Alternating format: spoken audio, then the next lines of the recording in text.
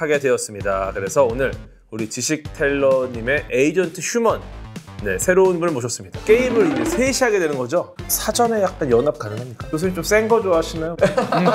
저 12, 13 사이에 있는 저 9는 분명히 누가 했을 겁니다. 협력을 사전에 조율할 수 있었다고 하면은 우리는 좀 더 효율적인 의사결정을 직접 얘기하기 어려운 일들을 대할 때는 대리인을 에이전트를 활용하는 것입니다. 매니저 있으시잖아요. 예. 매니저님도 잘 얘기 못 하시더라고요.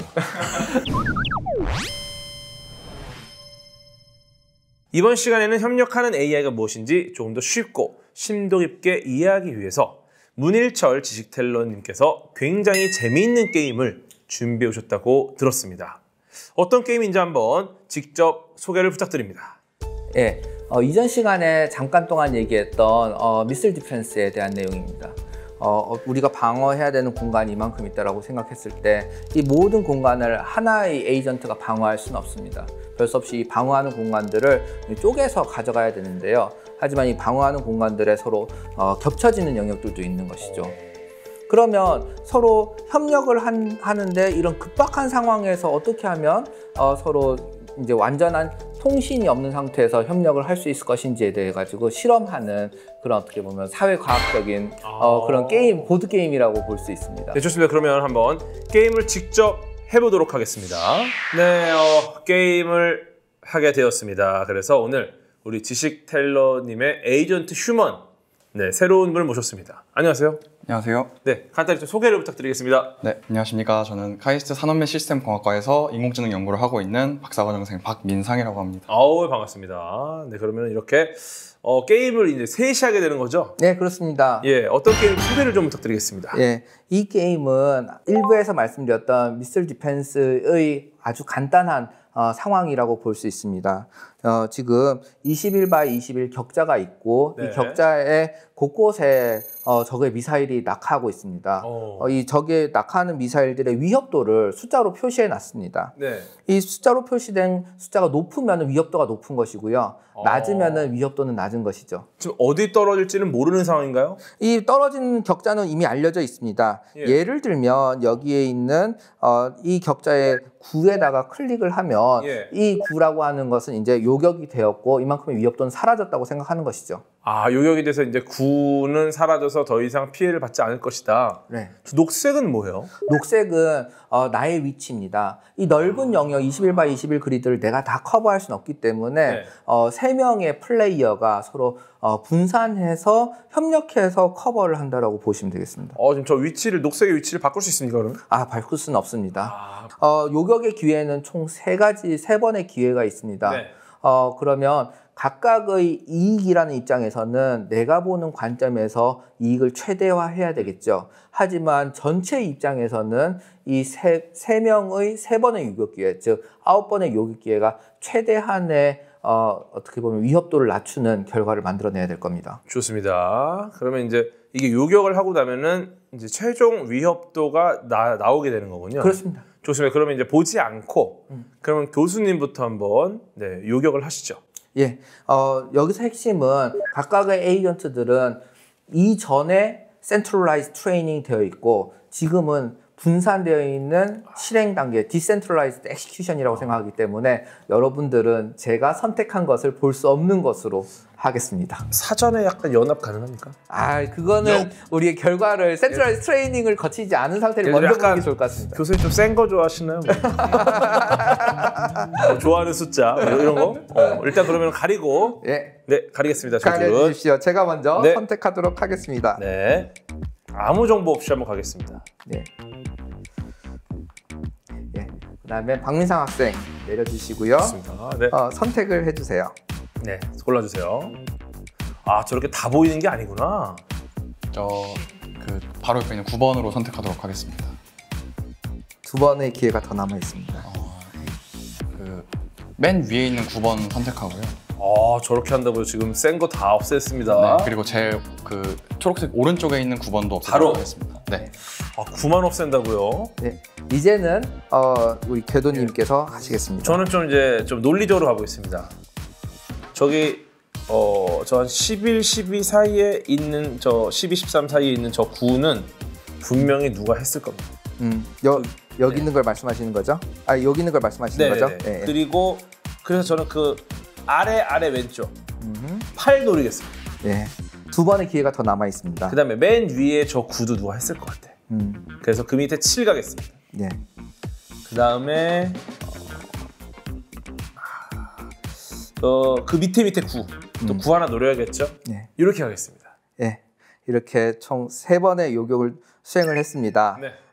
저는 27이라는 즉 3번의 기회로 9를 노렸기 때문에 이기적인 행동을 한 겁니다. 아, 3, 9, 17. 예. 또 박민상 학생도 그렇게 했죠.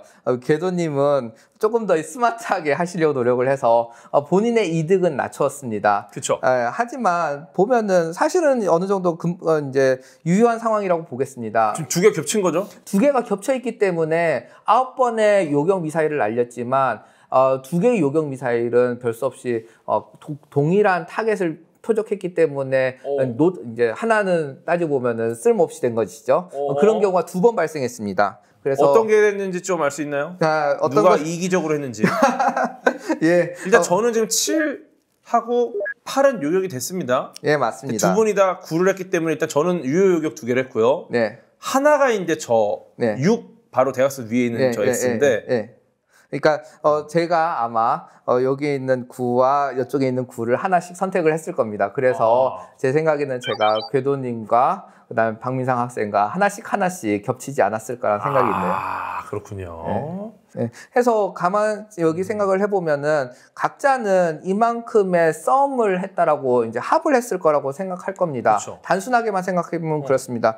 27 더하기 27, 54 더하기 24는 78. 사실은 18만큼 더 높은 이득이 있을 거라고 각자는 생각했을 수 있습니다. 하지만 최종적으로 사회적인 이제 선은 그보다는 낮게 되는 것이죠. 그 옆에 9가 아니라 차라리 뭐 3이나 4를 했어도 63, 4가 되는 거잖아요. 그렇습니다. 그래서 서로의 협력을 사전에 조율할 수 있었다고 하면은 우리는 좀 더 효율적인 의사결정을 할 수 있게 되는 겁니다. 9 하시고요. 7, 8, 제가 6, 5. 이러면 깔끔하죠. 그럴 수도 있습니다. 하지만 또 거꾸로는 내가 건드릴 수 없는 먼 영역의 결과물도 있기 때문에 그게 단순히 이제 오버래핑, 즉 겹치는 영역에 대한 조율만으로는 또 부족한 것도 있습니다. 하겠네요. 예, 저희가 정말 단순하게 이 게임을 봤는데도 사실 이 아주 단순한 3번의 요격을 3명이 한다. 요것만으로도 굉장히 좀 복잡한 상황이 만들어졌고 여기서도 최적화하는 게 굉장히 어렵다는 걸 깨달았습니다. 맞습니다. 야, 협력하는 AI가 이렇게 어렵습니다. 네, 오늘 소감 어떠십니까? 게임 소감. 사실은 이제 글로만 보던 이 CTD 개념을 이제 이 보드 게임을 통해서 쉽게 이해할 수 있어서 되게 재밌고 뜻깊은 시간이었습니다. 네, 고맙습니다. 감사합니다.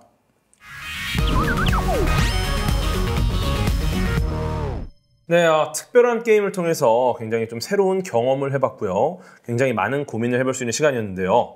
이번에는 이 협력하는 AI와 관련해서 재미있는 질문을 던져볼 시간입니다. 누구나 한 번쯤 궁금해할 법한 것들을 키워드로 정리해봤는데요. 한번 보실까요? 네, 정말 또 흥미로운 키워드들이 나와 있는데요. 한번 하나씩 살펴보도록 하겠습니다. 먼저 뜻밖이라는 키워드입니다. 뜻밖. 군집 AI가 적용될 수 있는 의외의 활용처가 있다. 좀 뜻밖의 활용처가 있다라는 키워드인데요. 어떻게 보세요? 아주 재밌는 경우들이 몇 가지 있습니다. 네. 뜻밖의 환경 보호를 위해서 쓰는 경우들이 있습니다. 우리의 환경이 공공재이기 때문에 이기적으로 쓰는 경우들이 많습니다. 예를 들면 공용 공간이라든지 공용 자재라든지. 맞습니다.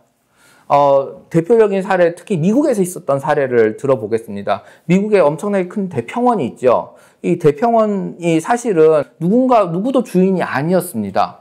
누구도 주인이 아니기 때문에 뭘 하냐면 카우보이들이 와가지고 여기 있는 풀들을 다 뜯어먹는 것이에요. 그래서 이것들을 프리 그레이징이라고 불러서 그러니까 예전에 단속들도 많이 했어요. 왜냐하면은 사실은 목초지는 제한적인데 목초지를 뜯어먹으면 소는 계속 늘어날 거 아닙니까? 그러면 나중에는 소만 계속 늘어나게 되면 목초지는 다 사라져버리게 되겠죠.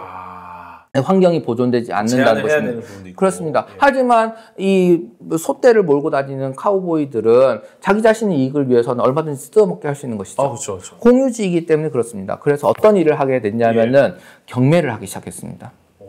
어떤 경매를 하게 됐냐면은 미국 정부에서는 이 목초지의 사용권을 정의를 하고 이 사용권, 1년 동안의 사용권에 대해서 모든 사람들에게 경매를 하면 그 경매금을 받아서 경매에 입찰해서 낙찰을 받은 사람은 이제 이 목초지를 써서 소를 키우고 그것의 이득을 가져갑니다. 가져간 대신에 얼마만큼의 돈을 정부에 내는 것이죠. 하지만 정부는 이 돈을 가져가지는 않습니다. 어떻게 하냐 하면 이 정부를 이 공유지를 낙찰받지 못했던 다른 농부들에게 카우보이들에게 나눠주는 것이죠. 지원금 형태로. 그렇습니다. 근데 여기에서 하나 더 재미있는 일이 벌어집니다. 예. 환경주의자들이 발생한 것이죠. 오. 환경주의자들은 아니 이게 목초지를 그대로 놔둬야지 이 평원이 그대로 유지되고 있지 다 뜯어먹으면은 평원이 없어지지 않느냐라는 주장을 하게 됩니다. 그래서 환경주의자들도 이 경매에 참여하기 시작합니다. 이걸 경매에서 낙찰을 받으면은 이제 지키는 거군요. 예, 이 환경주의자들이 경매를 해서 낙찰을 받으면 누구도 이 풀을 뜯어먹지 않게 됩니다. 대신에 정부는 낙찰받은 돈을 또 어떻게 하겠습니까? 농부들에게 나눠주게 되는 것입니다. 그걸 못 뜯으니까 그만큼 소들에게 좀 뭔가 돌아갈 수 있는 혜택을. 예. 그래서 사실은 이거는 어떻게 보면 이기적인 의사결정을 각자 하려고 하지만 이 이기적인 의사결정을 서로 타협과 조정을 하려고 하는 마켓을 디자인하는 과정입니다. 그러네요. 조금씩 손해를 보면서 조금씩 이익을 볼 수 있게. 네, 그렇습니다. 누구에게도 절대적인 손해를 주지 않으면서 누구나 다 어느 정도는 살아갈 수 있는 시스템을 보장해 주는 것입니다. 여기서 우리가 핵심적인 거는 대평원의 문제가 아니라 사람들은 이런 여러 가지 공공재적인 사회적인 이슈에 대해서 타협과 조정하는 다양한 스킬들을 배워왔다는 것입니다. 그것들은 우리에게 지식화되어 있지요. 그렇죠, 그렇죠. 그 지식화된 타협과 조종의 스킬들을 AI에게 이전시키는 노력이 필요하다는 겁니다. 학습을 시킨다면. 그렇습니다. 거꾸로 말하면은 네. 우리가 대리인을 세울 때가 언제가 있을까요? 사람들은 종종 직접 얘기하기 어려운 일들을 대할 때는 대리인을 세웁니다. 약간 좀 이렇게 나서기 뻘쭘할 때. 그렇습니다. 예. 예를 들면 송사가 일어났을 때 우리는 직접적으로 얘기하기보다는 변호사들을 활용하죠. 맞아요, 맞아요. 그 다음에 뭔가 큰 물건을 거래할 때는 우리가 직접 나서기보다는 변호사 중개인들을 활용합니다. 즉 에이전트를 활용하는 것입니다. 예를 들면 매니저 있으시잖아요. 예. 매니저에게 어떤 일들을 시키십니까? 직접 말하기 어려운 일들을 시키시는 거죠. 나는 어느 정도 이상의 출연료를 받고 싶은데 내가 직접 얘기하기 어려울 때 그럴 때 에이전트가 하는 것입니다. 매니저님도 잘 얘기 못 하시더라고요. 그러면은 거기서는 아까 말씀하셨던 그 행동을 해야 되겠네요. 네, 말을 못해서 좀 이렇게 묶이는 경우가 좀 있어갖고 에이전트 AI를 시켜야겠네요. 그렇습니다. 그래서 이거 좋다. 네, 사람들이 또 직접적으로 대하기 시작하면은 다양한 근거를 대기도 어렵고 어떤 면에서는 감정적이 될 수도 있기 때문에 우리가 AI에게 궁극적으로 기대하는 건 어떤 것이 있습니까? 사람 이상의 이성성을 기대하는 거거든요. 그렇죠, 그렇죠. 우리가 할 수 없는 결론. 그렇습니다. 와, 그러면은 어쩌면 다음 키워드 차이랑 연결이 될 것 같은데 사람의 협력, AI 협력 어떤 차이가 있습니까? 좀 명확한 차이가. 사람과 AI 궁극적인 차이는 사람은 의사결정의 체계를 쉽게 바꾸지 못한다는 데 있습니다.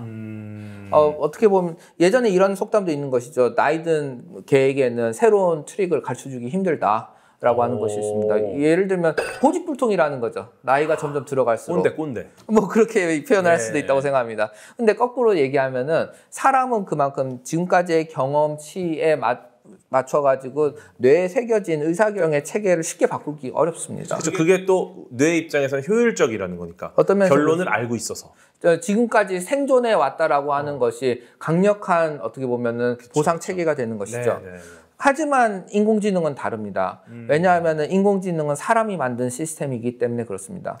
인공지능이 스스로 판단할 수 있다라고 하는 것까지는 우리 모두 인정한다고 하면 반대로 스스로 판단하는 이런 체계를 우리가 만든 것도 사실입니다. 그러면 우리가 직접 만들었기 때문에 현재 있는 체계를 드러내고 좀 더 발전된 예를 들면 OTA로 업데이트되어 있는 새로운 에이전트 AI를 다시 심어 넣을 수도 있는 것입니다. 그럼 이전과는 완전히 다른 친구가 그렇습니다. 굉장히 열린 사고를 갖고 있는 애가 딱 오는 거군요. 그럴 수 있습니다. 그래서 사람과 AI의 궁극적인 차이, 즉 사람은 급격한 의사결정의 체계를 바꿀 수 없는데 AI는 의사결정의 체계를 바꿀 수 있기 때문에 사람보다 유리한 측면이 하나 있습니다. 뭐냐면 바로 아까 얘기했던 역지사지의 생각입니다. 상대방의 AI 체계를 드러내고 내 AI 체계를 넣어볼 수 있습니다. 그러면은 상대방이 처했던 상황을 내 AI가 그대로 볼 수 있게 되는 것이죠. 이런 말씀을, 이런 키워드를 아시는지 모르겠는데 베일 오브 이그너런스라고 하는 것이 있습니다. 무지의 장막이라고 한국어로는 표현합니다. 우리의 세금 시스템을 설계할 때 그렇게 합니다. 우리의 세금 시스템, 사회적인 세금 시스템을 어떻게 설계하냐면은 우리 모두 어느 집에서 태어날지 모르는 상태대로 세금 시스템을 설계하자고 생각하는 겁니다. 우리가 부잣집에서 태어날지 가난한 집에서 태어날지 모르는 상태에서 세금 시스템을 설계해 봅시다. 그러면은 모든 사람에게 다 똑같은 세금을 내는 게 좋을까요? 아니면 누진세를 적용하는 게 좋을까요? 누진세가 들어가야지 공평하죠. 왜냐하면은 일반적인 돈이 없는 집보다는 돈이 많은 집이 더 적기 때문에 그렇습니다. 그렇죠. 내가 저 집에 갈 확률은 적기 때문에 내가 어느 집에서 태어날지 모르는 상황에서는 누진세가 훨씬 더 유리한 상황이 됩니다. 거꾸로 얘기하자면 우리가 어떤 상황에 처해질지 몰랐을 때 하는 의사결정이라고 하는 것이 공정하다. 예, 공정한 상황이 되는 거예요. 내가 모르니까 어디든 갈 수 있다. 그럼 예를 들어 야 나도 돈 많이 벌면 세금 많이 내지. 근데 막상 많이 번다. 아씨 아까운데? 그렇습니다. 이런 느낌이 되는 거군요. 네, 맞습니다. 그 일이 벌어지기 전에 관련된 시스템 마켓 디자인을 해야 된다. 해놔야지 공정해진다. 맞습니다. 그래서 에이전트 AI라고 하는 AI 시스템은 아까 얘기했던 인위적인 상황이 되는 것입니다. 즉 다른 사람의 상황에 내 AI를 넣어서 판단해 볼 수 있기 때문에 AI는 좀 더 공정해질 수 있습니다. 야 이거 합리적이네요. 어떻게 보면 그 사람은 어린 나이에는 좀 열려 있죠. 근데 나이가 들면 경험이 쌓이고 꼰대가 됩니다. 그럼 이때 못 바꾸죠. 근데 AI는 이 경험은 그대로 학습된 채로 얘가 열린 사고로 새로 업데이트를 해버리면은 어쩌면 인간보다 더 훌륭한 판단을 내릴 수 있겠다. 이 공공의 선의 차원에서는. 아 좋습니다. 그러면은 이 AI 간 협력을 이룰 수 있는 완벽한 미래상이 있을까요? AI 반대로 거꾸로 얘기하면 AI가 절대적으로 유리하지.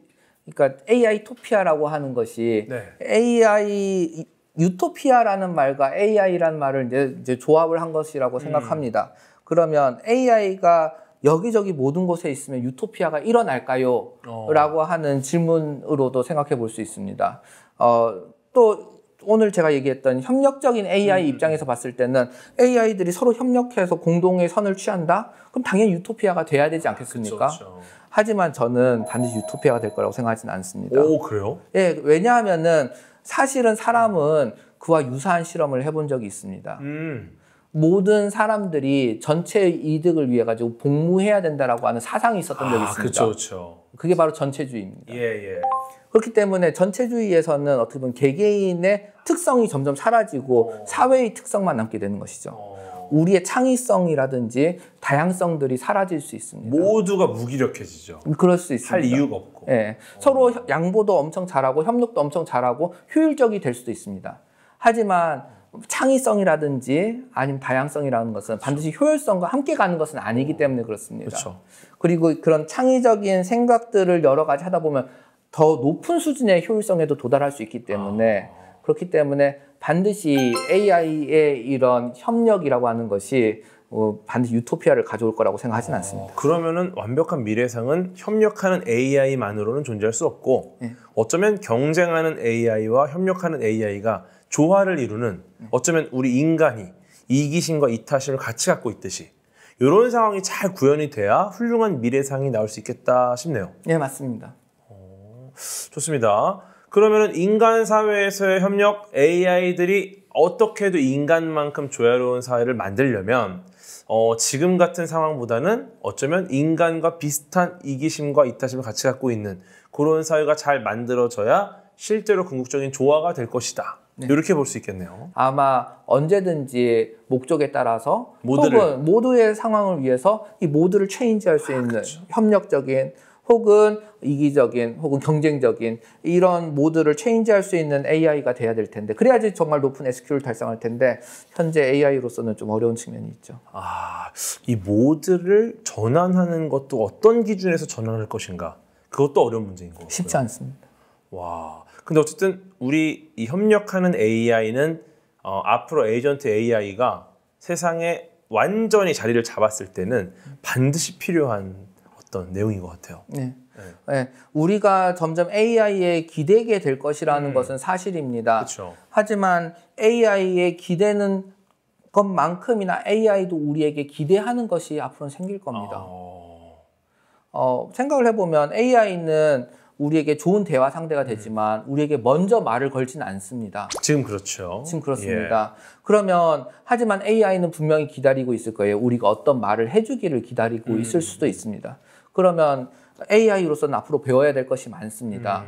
다른 AI들과 협력적 혹은 경쟁적인 상황에서 어떻게 존재해야 될 것인지, 그 다음에 사람이라고 하는 존재와는 어떻게 협력해야 될 것인지에 대해서 AI는 배워야 됩니다. 그래서 사실은 우리 인간이라고 하는 것이 단순히 이것이 책상이다 아니면 이런 것들은 뭐 이렇게 물건들이다라는 인식의 문제, 혹은 단순한 이 그림을 그린다든지 책을 쓴다든지라고 하는 생성의 문제를 넘어선 학습도 수천 년간 해왔습니다. 이 어떻게 서로 협력하면 좋을 것인지, 사회적인 지능으로서 어떻게 존재해야 될 것인지에 대해서는 앞으로 연구해야 될 바가 상당히 많습니다. 현재로서 우리가 하는 것은 아주 제한적인 상황, 즉 너희들은 무조건 우리의 목적에 따라서 협력해야 되는 기계야 라고 하는 차원에서의 협력 지능을 가르치고 있을 뿐인 것이죠. 그렇죠, 그렇죠. 또 어떻게 보면 이 어떤 사회적 지능이라는 것을 어떻게 가르칠 것인가, 사회적 지능의 어떤 결과물을 학습 데이터로서 제공을 해야 되는데 이게 사회과학에서도 굉장히 복잡한 문제란 말이죠. 인간이 왜 저런 행동을 하는가. 맞습니다. 근데 이것을 데이터화해서 학습시킨다. 와, 이거 정말 어려운 이야기 같은데. 오늘 이 방송에서는 어떻게 보면은 이런 개념에 대한 어떤 이 입문만으로도 굉장한 도약입니다. 네. 협력하는 AI라는 이 내용에 대한 입문. 오늘 이걸 했다는 점에서 굉장히 또 우리가 협력을 잘하지 않았나 이런 생각이 드네요. 네, 좋습니다. 긴 시간 저희를 AI토피아로 안내해 주신 문일철 지식텔러님, 마지막으로 지식텔러님에게 AI란 어떤 존재인지 한 문장으로 부탁드리겠습니다. 나에게 AI란 자식 같은 존재이다. 왜죠? 왜냐하면 자식은 가끔가다 혼내기도 하고 어떨 땐 칭찬하기도 하고 사랑하기도 하고 어떨 때는 참 애증의 관계이긴 하지만 버릴 수는 없는 관계입니다. 그렇죠. 마지막으로는 같이 살아야 되는 존재인 거죠. 어떻게 이 자식과 함께 살 수 있을 것인가. 맞아요. 고민이 많습니다. 그러면서 또 이 AI, 이 자식이 어쩔 때는 좀 너무 이기적이라서 싫기도 한데 그렇다고 또 너무 이타적이라서 싫기도 하고 근데 이기적이라서 좋을 때도 있고 이타적이라서 좋을 때도 있고 이 두 가지를 골고루 갖고 있어야 되는 존재인 거죠. 네, 좋습니다. 네, 우리 자식 같은 AI 이기심과 이타심을 잘 학습하기를 소망합니다. 네, 오늘 소중한 말씀 감사합니다. 네, 감사합니다. 네, AI 지식특강 AI토피아 다음 시간에도 흥미롭고 깊이 있는 AI 이야기로 다시 찾아뵙겠습니다. 진정한 AI토피아를 향한 여정은 계속됩니다. 함께해 주신 여러분 감사합니다.